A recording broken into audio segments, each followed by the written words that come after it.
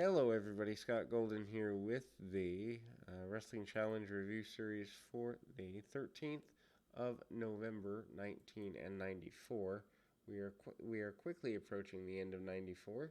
We are There are only 16, 18 of these in 1995 available at the moment, so we're really kind of approaching the end of the series unless they add more. But um, we are a couple of weeks away from the Survivor Series, which is one of the four pay per views at the time.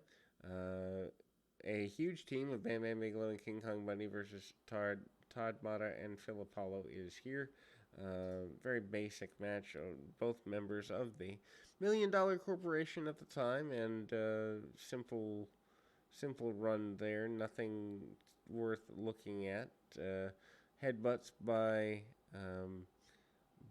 Bigelow, top rope headbutt, and the big splash by Bundy.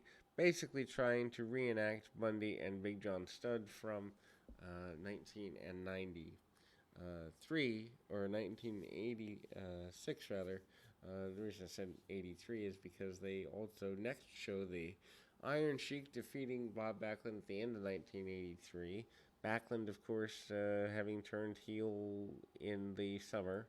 There is an alliance between the British Bulldog and Bret Hart here at the end of the year here. Both Bret and Bret and Backlund will have cornermen. British Bulldog is the brother-in-law of Bret Hart. And basically they are doing the "you must toss in the towel or say I quit." They and Davey Boy promises Bret that he will not allow that to happen. We go to Doink and Richie Rich, head of the Survivor Series. Doink, Dink, Wink, and Pink are going to face Jerry Lawler and his little people as well. There's a bit of taunting of the adversary by Dink, and ultimately just doing some comedy spots, dodge, duck, and dive, and ultimately top rope whoopee cushion by Doink. Gets a victory. IRS again cutting an interview where death and taxes are made synonymous with each other going forward, and IRS is out there with the casket being about to be laid in the ground, and you still have to pay your taxes. IRS against Mike Bell is up next here.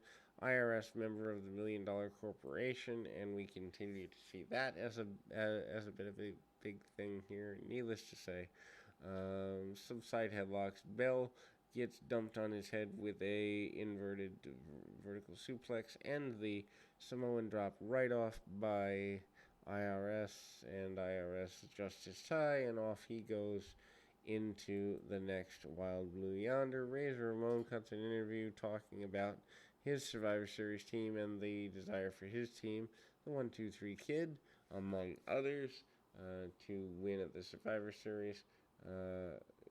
Razor's team also includes the Head Shrinkers. Captain Lou Albano still here in 1994, which is just nuts, because again, I thought he left before the year ended out.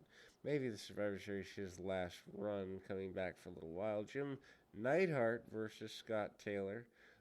Not the best of matches here, as Neidhart is both bloated and not very athletic at the time. Scott Taylor, though, does do a fantastic job, even though he's wearing purple, selling for Jim Neidhart. And we see Neidhart with Owen Hart put on the Cobra Clutch and get a victory, or Camel Clutch and get a victory there. Then we go to the Smoking Guns in an enhancement match here. Billy Gunn kind of hitting a couple leapfrogs, inverted atomic drop, and a gut wrench by Gunn. Billy Gunn also hits a couple of clotheslines there, simple maneuvers, and ultimately the Survivor Series report, uh, majorly hyping The Undertaker and Yokozuna with Chuck Norris as the special guest referee, and ultimately that's where that goes.